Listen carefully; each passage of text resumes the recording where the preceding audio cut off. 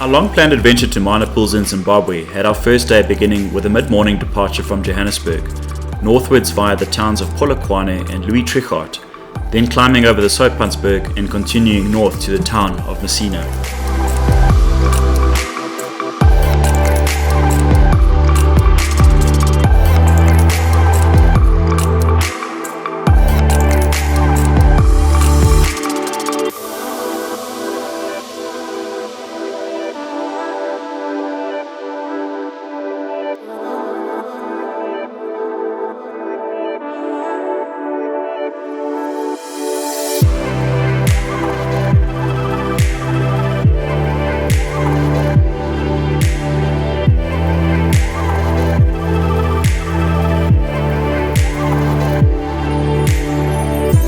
Not entirely sure of the fuel situation in Zimbabwe, we opted to fill jerry cans and our vehicle in Musina, and then headed west along the R572 to our first overnight stay at the beautiful lodge at Overland Game Ranch.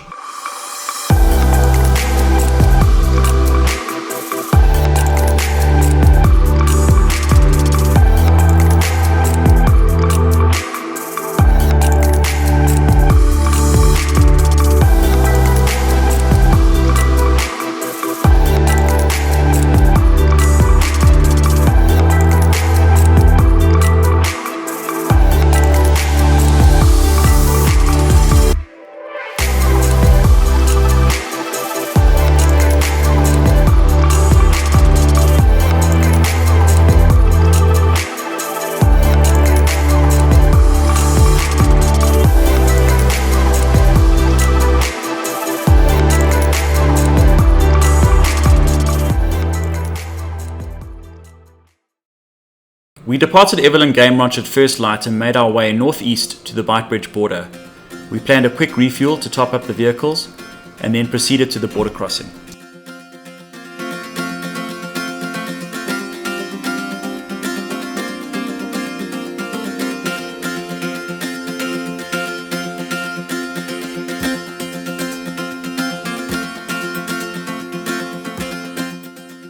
As expected, the South African portion of the crossing was mostly uneventful. We had fortunately arranged for employees from Zim Tourism to meet us on the Zimbabwe side, and we found this to be an absolute necessity.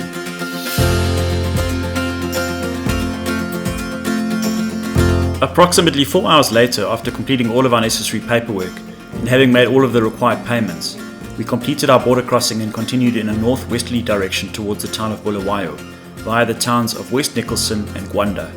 We opted to route via Bulawayo in order to avoid reported roadworks on the more direct road towards Harare.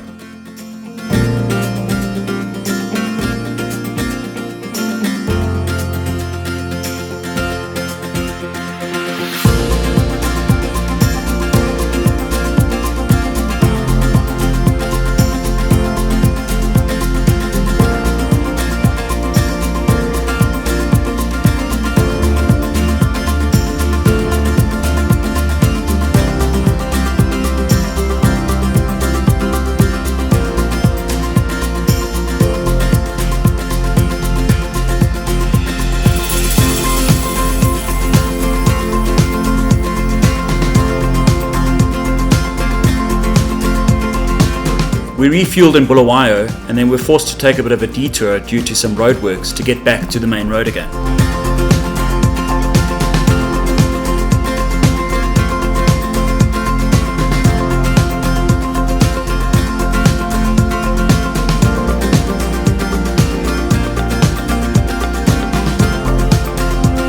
It had been a long day of travel for the group, including a 4-hour border crossing. We rapidly approached the town of Gweru as the sun was about to set. We made the wise choice of not camping on our first night and enjoyed a lovely overnight stay at a lodge in Antelope Park to the west of Gweru.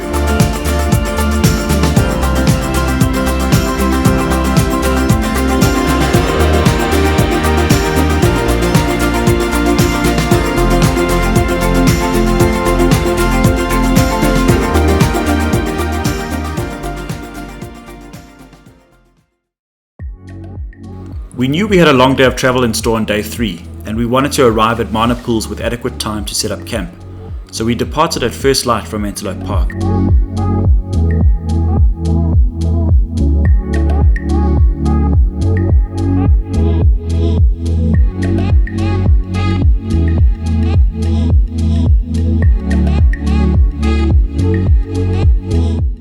We encountered the expected police roadblocks outside of most of the towns, but didn't have much trouble passing through apart from having to supply a cold drink or two. Road tolls in Zim are either 30 Rand or $2 for a light passenger vehicle with or without a trailer. Make sure you have cash for this and in the required denominations, as change can often be an issue.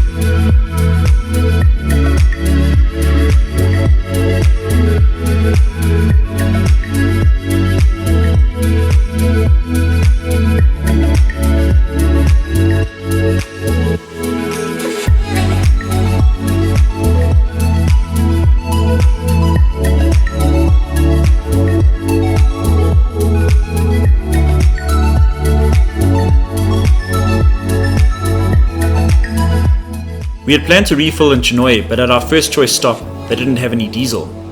Luckily, the next station in town did have supply for us. During our visit in August 2022, diesel was priced at approximately $1.80 per litre. Cash is king in Zimbabwe, and US dollars is the preferred currency. Don't plan to get by with your Visa or MasterCard. After refueling, we continued northwest towards Karoi for another fuel stop, and then further northwest to our last fuel stop at Makuti. Our fuel philosophy on this trip was to refuel wherever we could find diesel. There were only 2 instances on our entire journey when fuel supply was an issue, but we always managed to find fuel at an alternative station within the same town.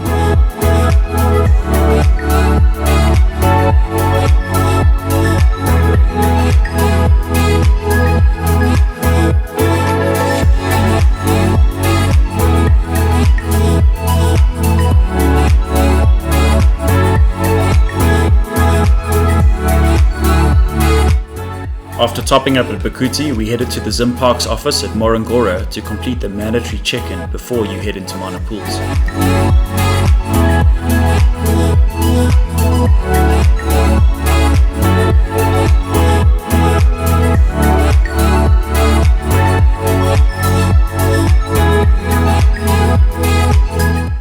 After checking in at Morangora, you then venture down the escarpment to the Chumutsi Gate of Mana Pools National Park.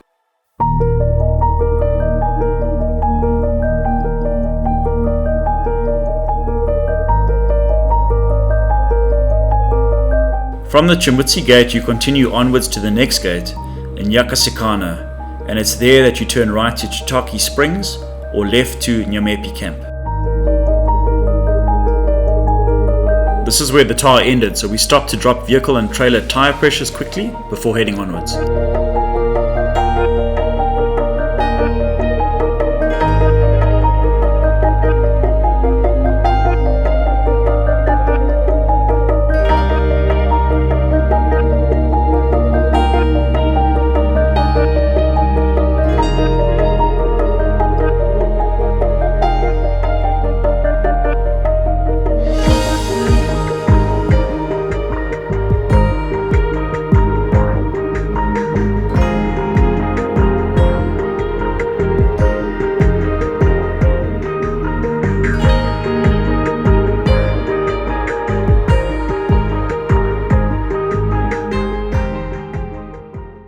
Welcome to Mana Pools.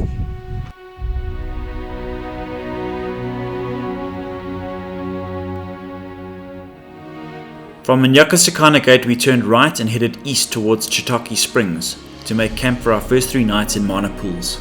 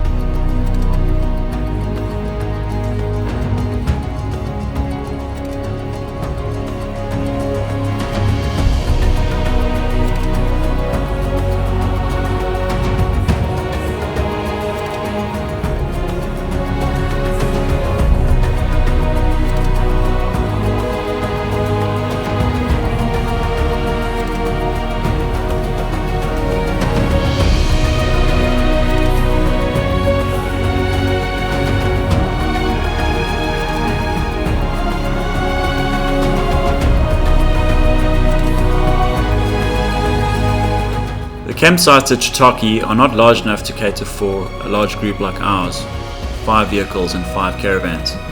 So we split up the group, some of us on Chitake 1 and some of us on Chitake 2. After a long day's travel, we settled in at Chitake number 1, setting up our camp alongside and under a massive Natal mahogany tree.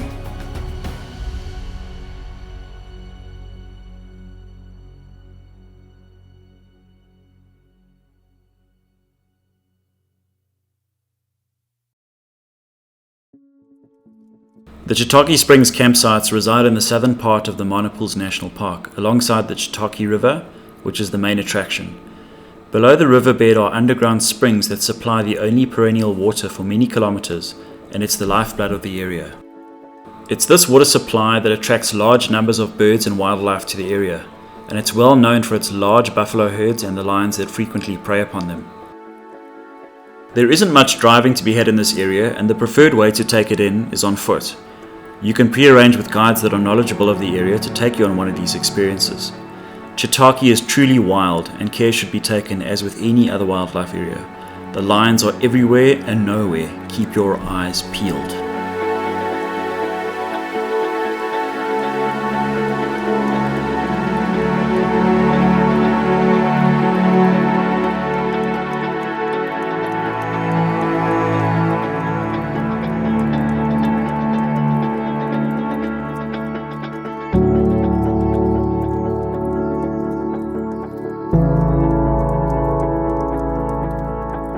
Chitake Campsite 1 and 3 are quite close to each other, but are still very private, and both look directly onto the Chitake riverbed. You need to be self-sufficient here. There is no water supply, and there's only a basic latrine at the campsites.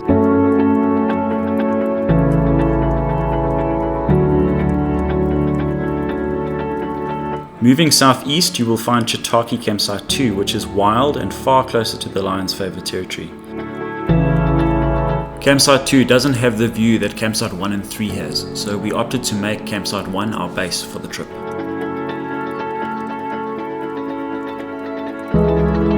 Nearby Site 2 is the well-known common wild fig tree that stands proudly alongside the Chitake riverbed. That is an excellent spot to sight the buffalo and pursuing lions.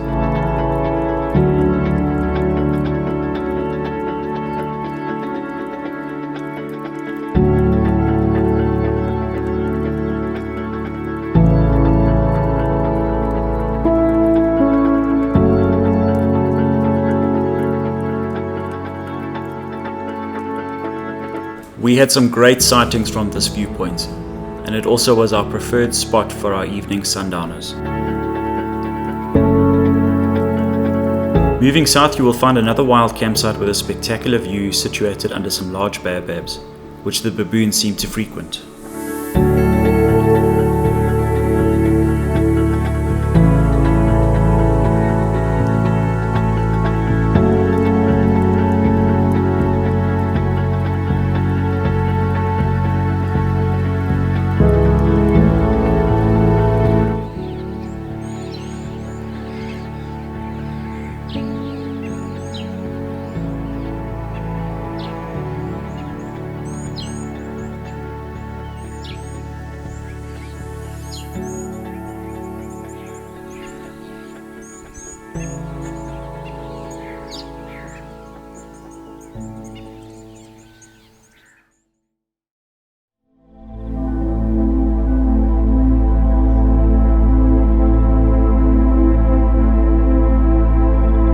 During the course of our stay, our camera trap captured the nighttime visitors, revealing plenty of elephant traffic up and down the riverbed.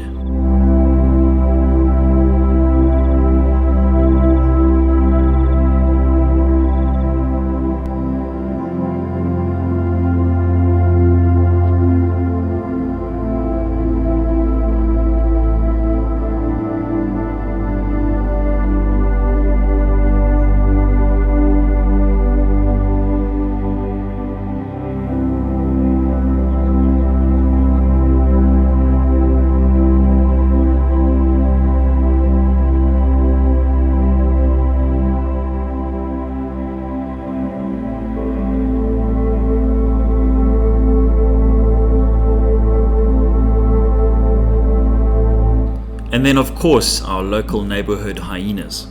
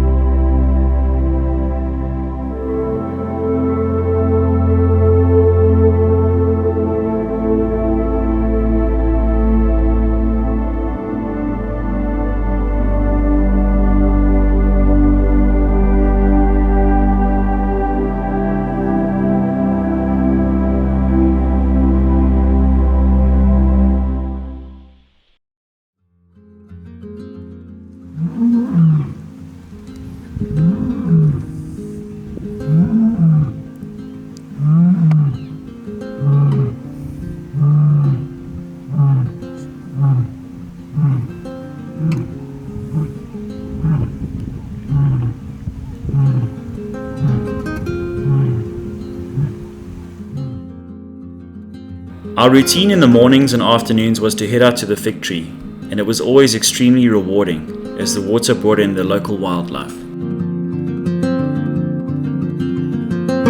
That lion roar you heard earlier was recorded one evening near campsite 2.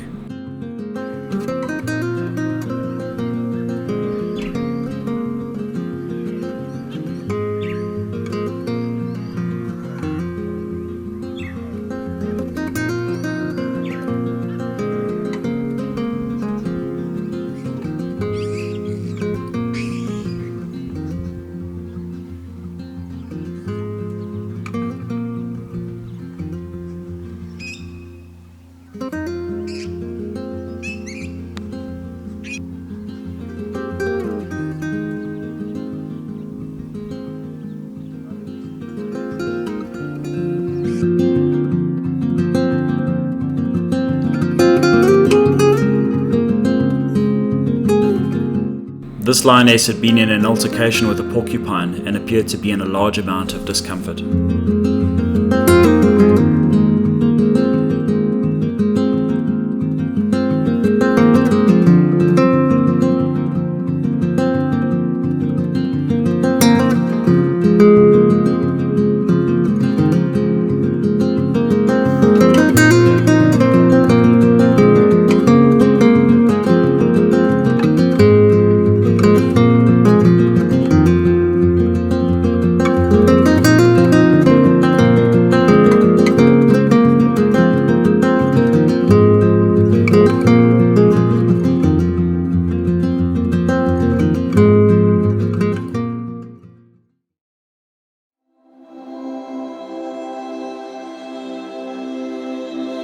Chitake saved its best for our last morning, just before our departure.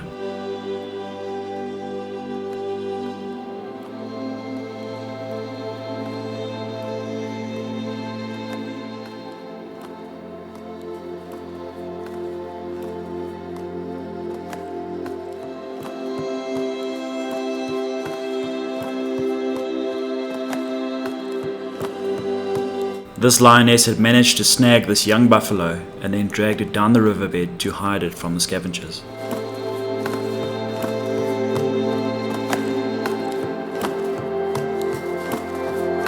A local guide, Lovemore, marched down towards the riverbed with his two guests, and we signaled to him that he should rather head around to our side.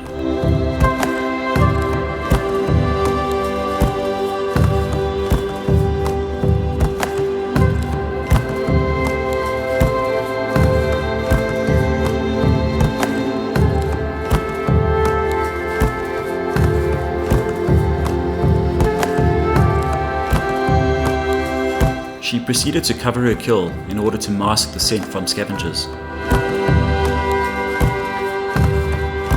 The guide, Lovemore, now alongside our group, explained to us that he had sighted a buffalo herd earlier and that they were making their way towards the spring. The lioness had left her kill and then marched up the bank of the river to rest, and during this time I opted to walk around to a better viewing spot and settled in on the opposite bank.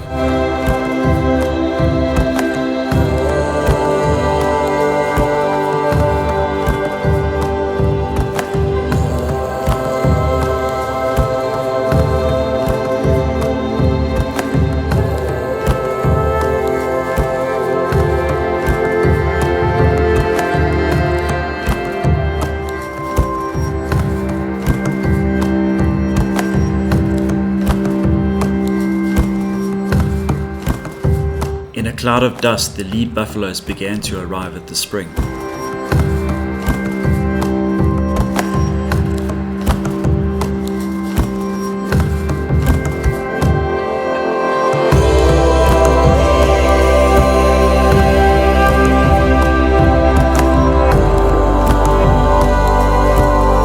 They approached the spring nervously, jostling for position.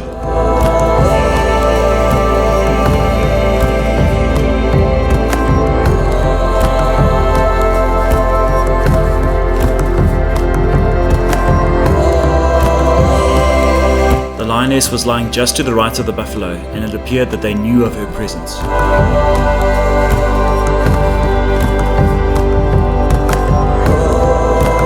They meandered their way down, and then suddenly the floodgates opened, and in a cloud of dust, in a cacophony of horns clashing and hooves pounding the ground, they careened into the riverbed.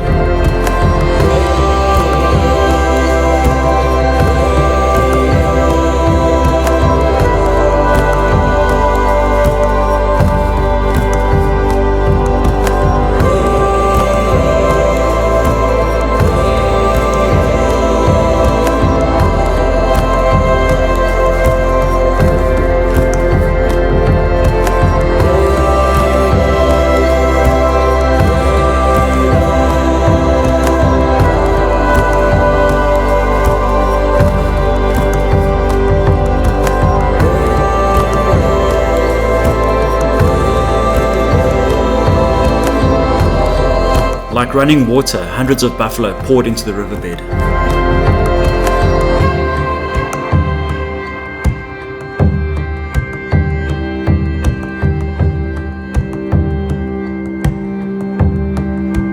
And then all of a sudden, like someone had turned off a tap, there was a pause and a second wave of buffalo formed up.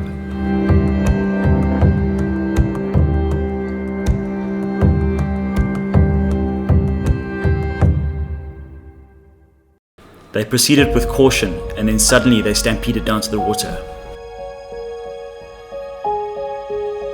As the buffaloes continued to filter down to the water and drink, the lioness resurfaced and nonchalantly made her way down to continue feeding.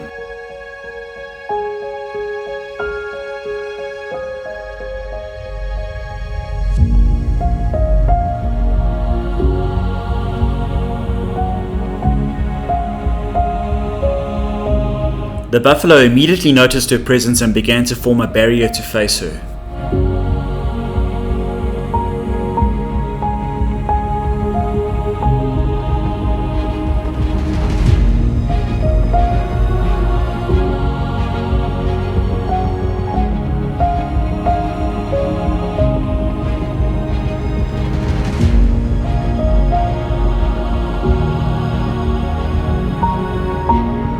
Mutually unperturbed by each other, the buffalo continued to drink, and the lioness continued to feed.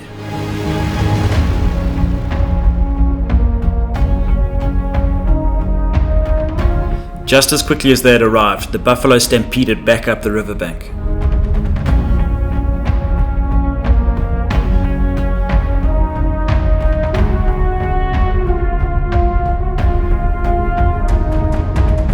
Whilst many of the buffalo departed, the lioness continued to feed on her kill.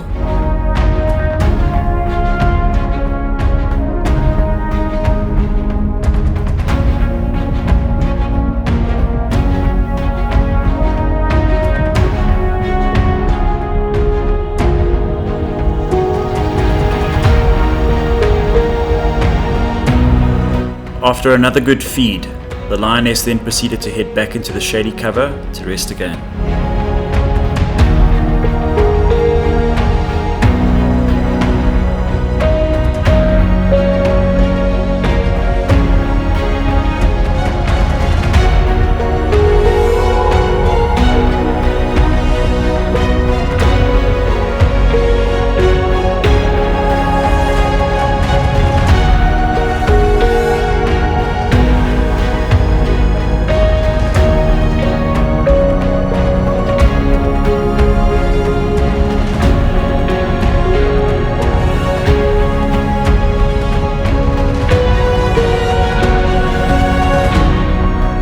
The buffaloes continued to bravely pass by her as they left the riverbed.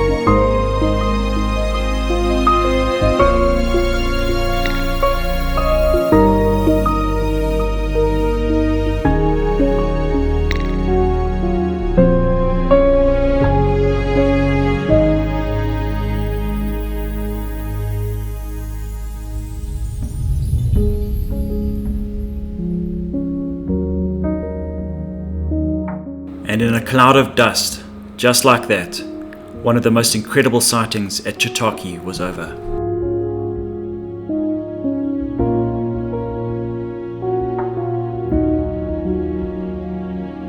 In our 3 nights at Chitake, we experienced some special sightings ranging from elephants right in front of our camp, to massive buffalo herds, to a lioness with a kill.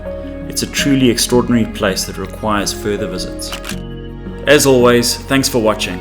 I hope you found this informative, and I wish that it gets you out there. There is more Monopools content to follow, so please like the video and subscribe to the channel to catch the next video. Cheers!